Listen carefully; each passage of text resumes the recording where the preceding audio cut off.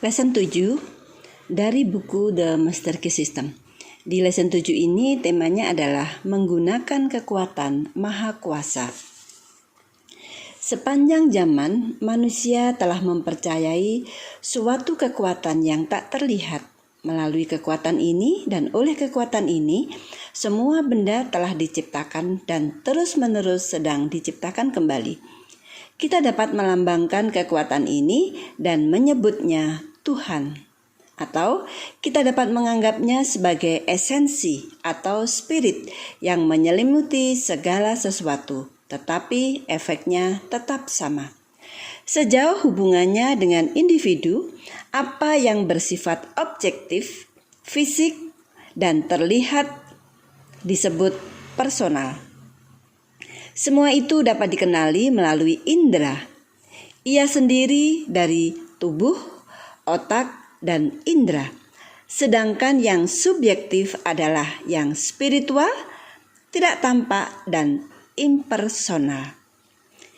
Yang personal adalah kesadaran, karena ia adalah suatu entitas personal.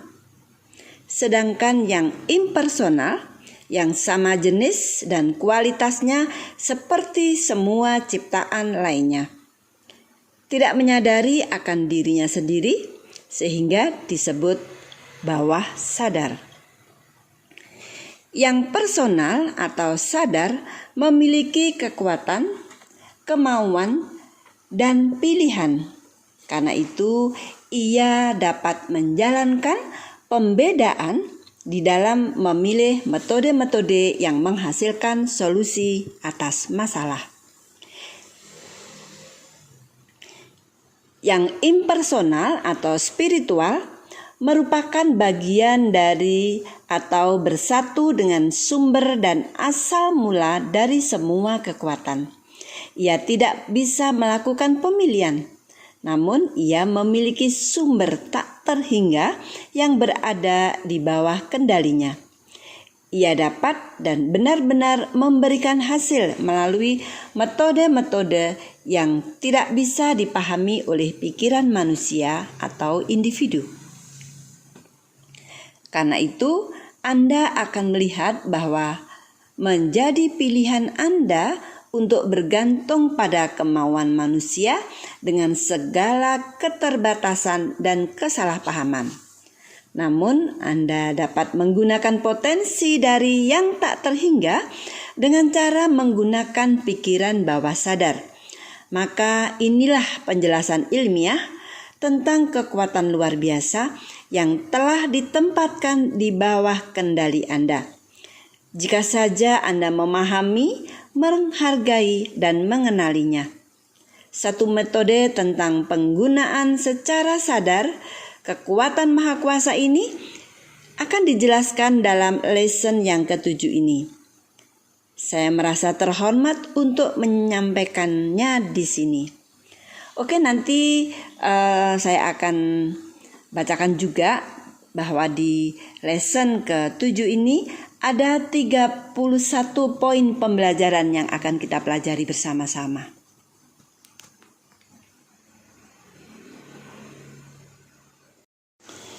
Oke, berikut ini adalah poin-poin dari lesson 7, ada 31 poin pembelajaran. Visualisasi adalah proses membuat gambaran. Membuat gambaran ya, atau imajinasi mental. Jadi, visualisasi adalah proses membuat gambaran atau imajinasi mental. Dan gambaran ini merupakan cetakan atau model yang akan berfungsi sebagai pola. Dari situlah muncul masa depan Anda. Ya. Jadi gambaran visualisasi ini atau gambaran mental ini merupakan gambaran cetakan atau model yang akan berfungsi sebagai pola. Dari situlah masa depan Anda. Jadi Anda menggambarkan atau memvisualisasikan pola masa depan yang Anda inginkan. Ya, itu akan menjadi benar-benar dari situlah nanti akan muncul masa depan Anda. Oke, saya lanjutkan. Buatlah pola secara jelas dan indah. Jangan takut. Buatlah sebagus mungkin. Ingatlah bahwa tidak ada batasan yang dapat diberikan orang lain kepada Anda kecuali diri Anda sendiri. Anda tidak terbatas perihal harga atau materi. Ambillah dari yang tak terhingga untuk persediaan Anda. Bangunlah gambaran itu di dalam imajinasi. Gambaran itu harus berada di sana terlebih dahulu sebelum muncul di tempat lain. Buatlah gambaran itu jelas dan nyata, simpan baik-baik di dalam pikiran. Secara berangsur-angsur dan konstan, Anda akan membawa gambaran itu semakin dekat dengan Anda. Anda dapat menjadi apa yang Anda inginkan. Ya, ini sangat luar biasa ya jika Anda benar-benar berhasil ya membuat gambaran secara jelas dan nyata, dan kemudian Anda bisa menyimpan itu dalam pikiran secara berangsur-angsur dan konstan. Anda akan membawa gambaran itu menjadi semakin dekat dengan Anda, dan Anda dapat menjadi apa yang Anda inginkan. Ya, garis bawahi, Anda dapat menjadi apa yang Anda inginkan.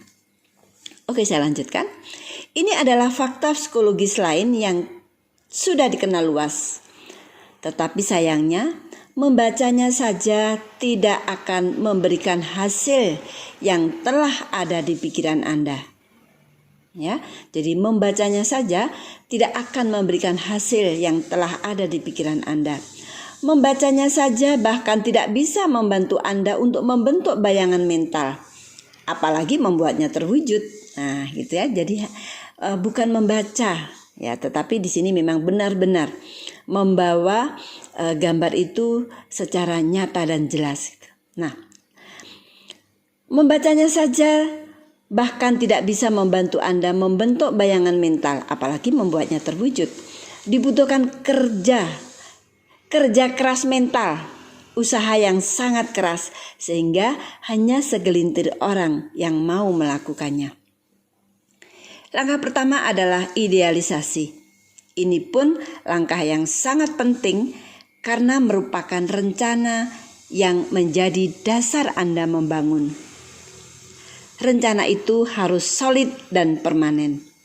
Bila seorang arsitek merancang untuk bangunan sebanyak 30 tingkat misalnya, setiap garis dan detailnya sudah digambarkan sebelumnya. Bila seorang insinyur akan mengukur celah, ia pertama-tama akan memastikan kekuatan peralatan yang terdiri dari sekian banyak bagian. Mereka melihat titik akhir sebelum mengambil satu langkah. Jadi Anda juga harus menggambarkan di pikiran Anda apa yang Anda inginkan. Anda sedang menabur benih. Tetapi sebelum menabur benih, apapun itu, Anda harus tahu apa panennya. Inilah yang disebut dengan idealisasi. Jika Anda tidak yakin, kembalilah ke kursi Anda setiap hari sampai gambar itu menjadi jelas. Lama-kelamaan, gambar itu akan muncul pada mulanya. Rencana besar itu memang samar-samar, tetapi ia akan mulai terbentuk. Garis luarnya akan terbentuk, kemudian detailnya. Lalu, secara berangsur-angsur, Anda akan mengembangkan kekuatan yang dapat Anda gunakan untuk merumuskan rencana-rencana yang pada akhirnya akan termaterialisasikan di dunia objektif. Anda akan menjadi tahu apa yang ada di masa depan Anda. Ya, jadi masa depan Anda itu Andalah yang mengukirnya gitu. Anda yang membayangkannya, Anda yang menggambarkan, Anda yang melukiskan, dan Anda menyiapkan semuanya secara detail. Ya, jadi Anda akan menjadi tahu apa yang ada di masa depan Anda.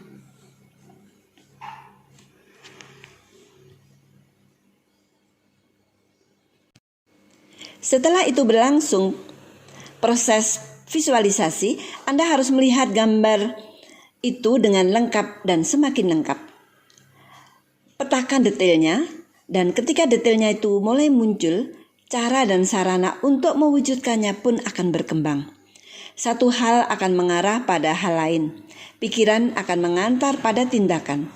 Tindakan akan mengembangkan metode, dan metode akan mengembangkan teman, dan teman akan membangun lingkungan, dan akhirnya langkah ketiga yaitu materialisasi akan tercapai. Keinginan yang sungguh-sungguh akan menghasilkan penghargaan yang penuh keyakinan. Dan hal ini pasti akan diperkuat dengan permintaan yang kuat. 3 hal ini akan menghasilkan pencapaian.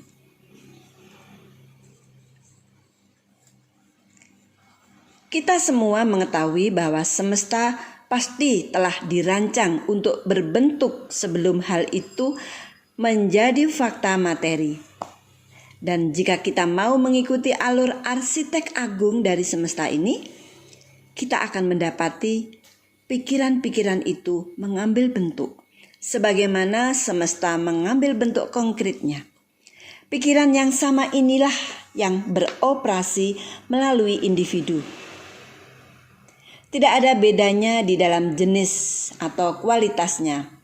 Satu-satunya perbedaan terletak pada tingkatannya.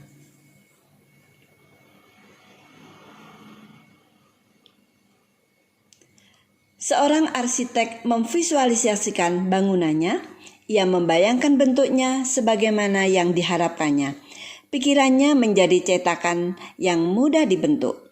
Dalam pikiran ini mulai terbentuk bangunan itu, bisa tinggi atau rendah, indah atau biasa. Visinya tergambar di atas kertas dan kemudian material yang dibutuhkan digunakan dan akhirnya bangunan itu akan berhasil didirikan. Seorang penemu memvisualisasikan idenya dengan cara yang sama. Misalnya, Nikola Tesla. Ia adalah ilmuwan hebat, salah satu penemu besar sepanjang masa. Seorang penemu yang menciptakan penemuan yang luar biasa. Ia selalu memvisualisasikan penemuan-penemuannya sebelum mencoba mengerjakannya. Ia tidak bergegas mewujudkannya dan kemudian menghabiskan waktunya untuk memperbaiki kelemahan-kelemahannya. Setelah pertama-tama membangun ide di dalam imajinasinya, ia kemudian menyimpannya di sana sebagai gambaran mental. Ia harus direkonstruksi dan diperbaiki oleh pikirannya. Dengan cara ini, tulisnya di Electrical Experimental, saya mampu dengan cepat mengembangkan dan menyempurnakan suatu konsep tanpa mengutak-atiknya. Setelah selesai menambahkan setiap perbaikan yang memungkinkan pada penemuannya itu dalam pikiran dan melihat tidak ada kesalahan di manapun, saya lalu mewujudkan produk pikiran saya ini.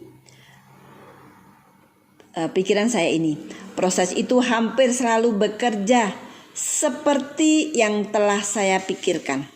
Saya lalu melakukan hal itu selama 20 tahun.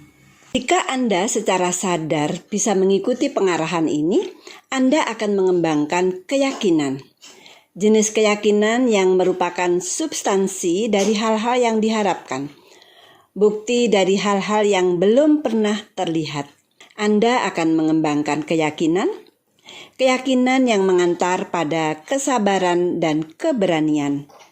Anda akan mengembangkan kekuatan konsentrasi yang akan memampukan Anda untuk meniadakan semua pikiran kecuali yang sesuai dengan tujuan Anda. Inilah hukumnya.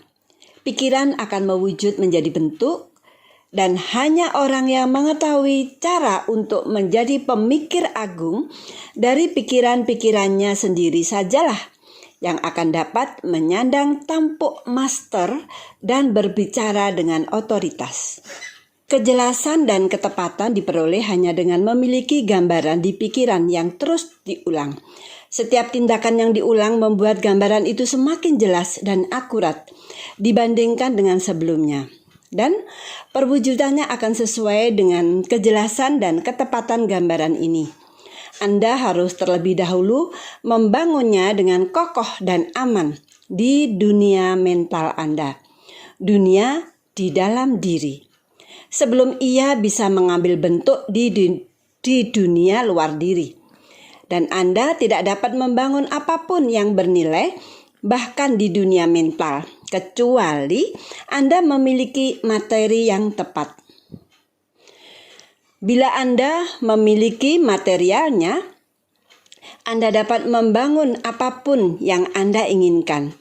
Tetapi pastikan dulu mental Anda. Anda tidak dapat membuat kain yang indah dan mewah dari material murahan yang jelek.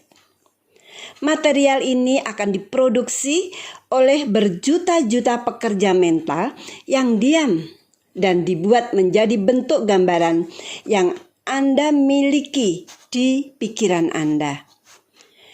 Pikirkanlah hal itu. Anda memiliki lebih dari 5 juta pekerja mental yang siap diaktifkan, yang disebut sel-sel otak.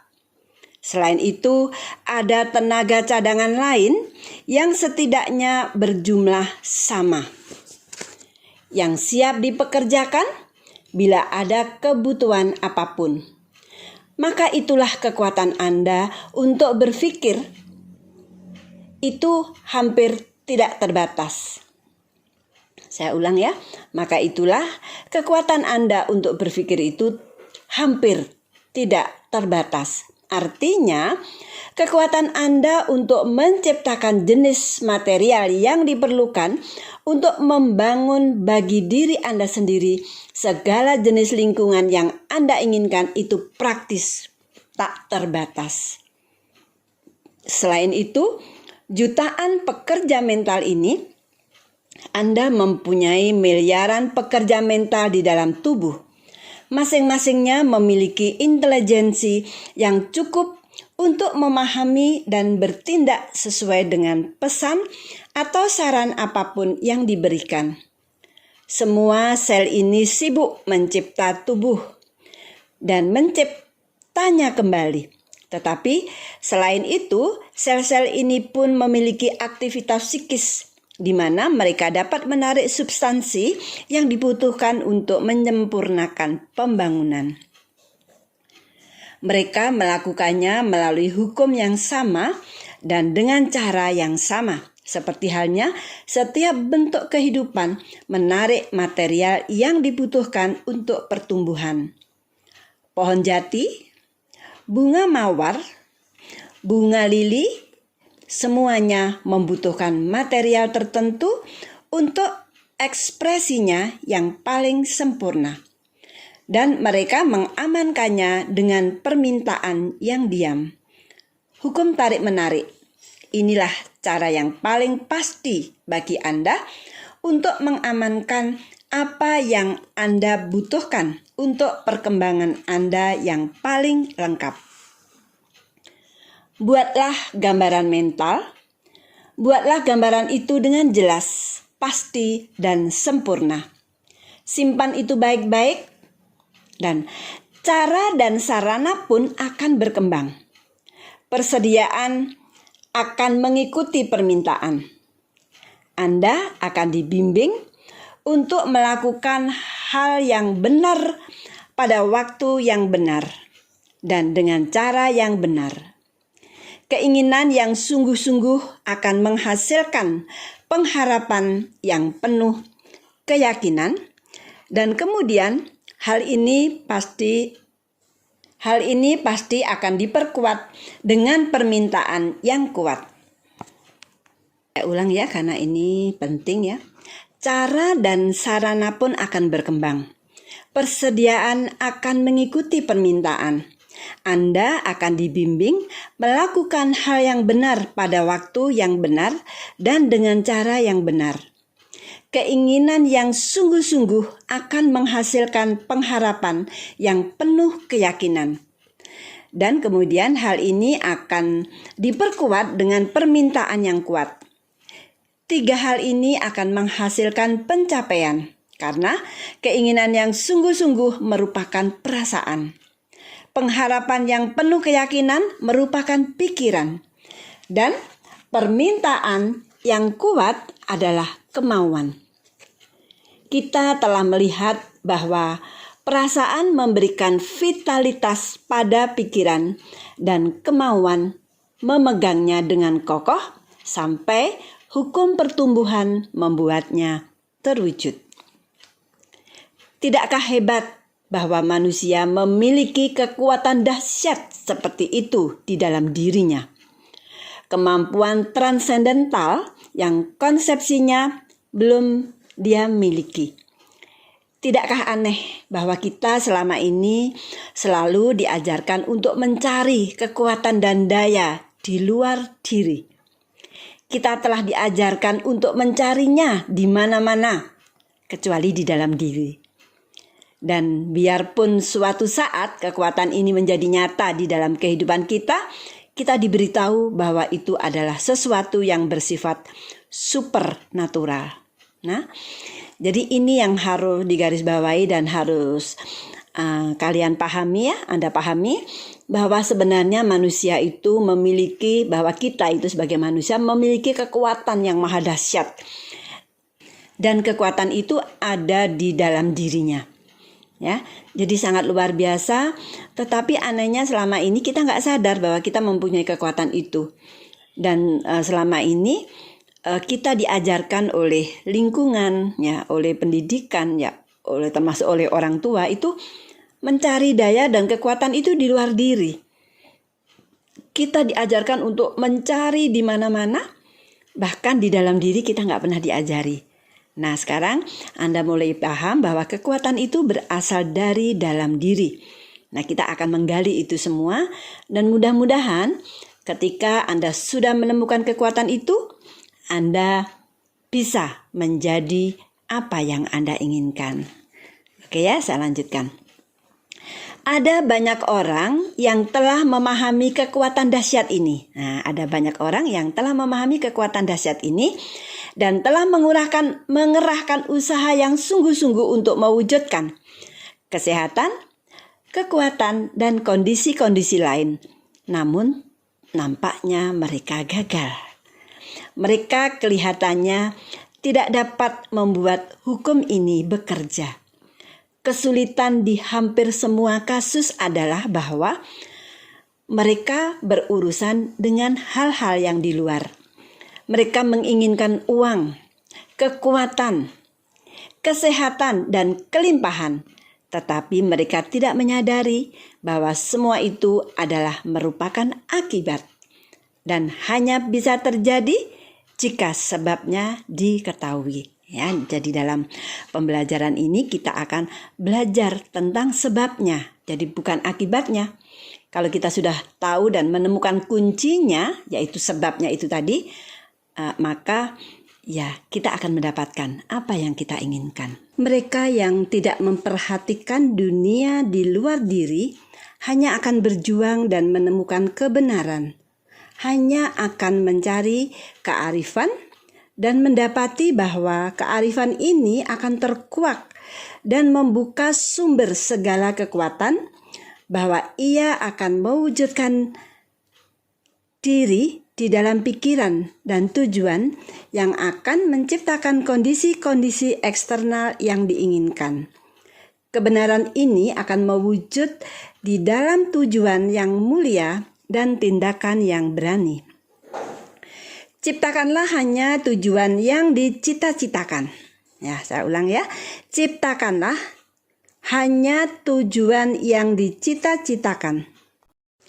Jangan memikirkan kondisi-kondisi eksternal.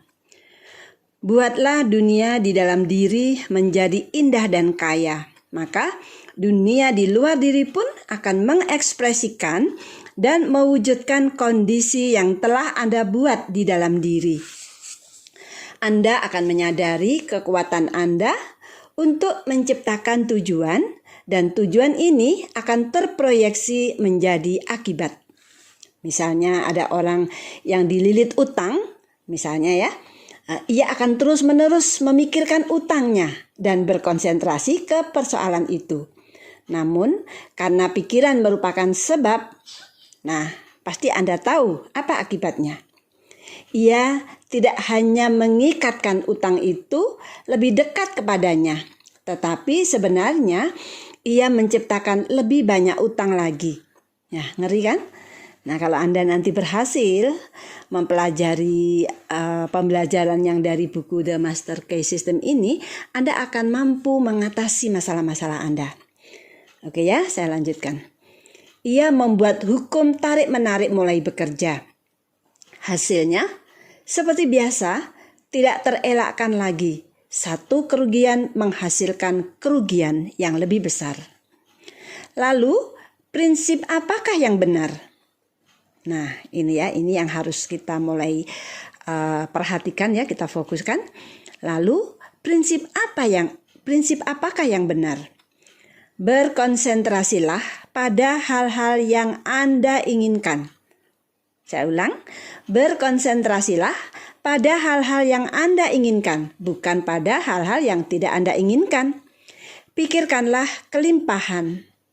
Idealkan metode-metode dan rencana-rencana untuk menggerakkan hukum kelimpahan. Visualisasikan kondisi yang diciptakan oleh hukum kelimpahan, maka hasilnya akan terwujud. Jika hukum ini berjalan dengan sempurna, untuk memunculkan kemiskinan, kekurangan, dan setiap bentuk batasan bagi mereka yang terus-menerus memiliki pikiran tentang kekurangan dan ketakutan, maka ia juga akan berjalan dengan kepastian yang sama untuk memunculkan kondisi-kondisi kelimpahan dan kekayaan bagi mereka yang mempunyai pikiran tentang keberanian dan kekuatan. Bagi banyak orang, hal ini merupakan masalah yang sulit. Kita terlalu khawatir. Kita menimbulkan kekhawatiran, ketakutan, tekanan. Kita ingin melakukan sesuatu, kita ingin membantu. Kita seperti anak yang baru saja menebar benih, dan setiap 15 menit keluar untuk mengaduk tanah, melihat apakah benih itu sudah tumbuh atau belum. Nah, tentu saja dengan kondisi seperti itu, benih itu tidak akan pernah tumbuh. Tetapi itulah yang dilakukan oleh kebanyakan orang di dunia mental. Kita harus menanam benih dan tidak mengganggunya. Ini tidak berarti bahwa kita sekadar duduk-duduk dan pokoknya tidak berbuat apapun. Tidak. Justru kita akan punya pekerjaan yang lebih banyak dan lebih baik dibanding sebelumnya. Saluran-saluran baru akan terus-menerus tersedia. Pintu-pintu baru akan terbuka. Yang dibutuhkan hanyalah pikiran yang terbuka. Bersiaplah untuk bertindak bila tiba waktunya. Kekuatan pikiran adalah sarana terdahsyat untuk memperoleh pengetahuan. Saya ulang, kekuatan pikiran adalah sarana terdahsyat untuk memperoleh pengetahuan. Dan jika pikiran terkonsentrasi ke satu subjek tertentu, segala persoalan akan terpecahkan. Tidak ada yang berada di luar kekuatan pengetahuan manusia, tetapi untuk menggunakan kekuatan pikiran dan membuatnya berada di bawah kendali Anda harus mengolahnya. Ingatlah bahwa pikiran adalah api yang menciptakan tenaga, yang memutar roda kekayaan, dan menjadi tempat bergantungnya pengalaman-pengalaman Anda. Ajukan beberapa pertanyaan pada diri Anda sendiri, dan kemudian tunggulah respon Anda dengan sabar. Tidakkah terkadang Anda dapat merasakan diri di dalam diri Anda? Apakah Anda mengerahkan diri ini? Ataukah Anda mengikuti mayoritas? ingatlah bahwa mayoritas selalu dipimpin, mereka tidak pernah memimpin. Mayoritaslah yang menentang dan melawan mati-matian mesin uap atau mesin tenun dan setiap kemajuan atau perbaikan yang disarankan. Oke, lesson ke-7 ini memang lebih mengajak kita untuk benar-benar masuk ke dalam diri dan kemudian mengetahui bahwa di dalam diri Anda itu ada diri yang lain gitu ya, ada diri yang lain, ada self, ada aku yang lain. Dan kemudian kadang-kadang ya kita akan merasakan itu. Jadi di dalam diri Anda itu ada diri yang lain yang menyaksikan gitu. Ketika Anda melakukan sesuatu, ada diri yang lain yang mengetahui dan kemudian kadang mengingatkan. Ya, nah sekarang pertanyaannya adalah apakah Anda mengerahkan diri ini, jadi kekuatan di dalam diri itu apakah pernah Anda manfaatkan atau Anda gunakan, atau Anda hanya mengikuti saja mayoritas yang ada, artinya mengikuti adaptasi ya, beradaptasi istilahnya itu, beradaptasi atau mengikuti saja apa yang mayoritas atau lingkungan akan membawa Anda. Nah, sekarang kita mulai sadar sekarang bahwa di dalam diri ada diri, di dalam diri Anda itu ada diri yang lain yang juga menyaksikan. Nah, oke ya. Untuk latihan pada minggu ini begini. Visualisasikan sahabat Anda. Lihatlah dia sebagaimana Anda terakhir bertemu dengannya. Bayangkan ruangannya, perabotnya, dan ingatlah percakapannya. Oke? Nah, sekarang bayangkan wajahnya dan gambarkan secara jelas. Lalu, bicaralah kepadanya tentang topik-topik yang sama-sama Anda sukai dengan dia. Kemudian, lihatlah perubahan ekspresinya. Amati saat dia tersenyum.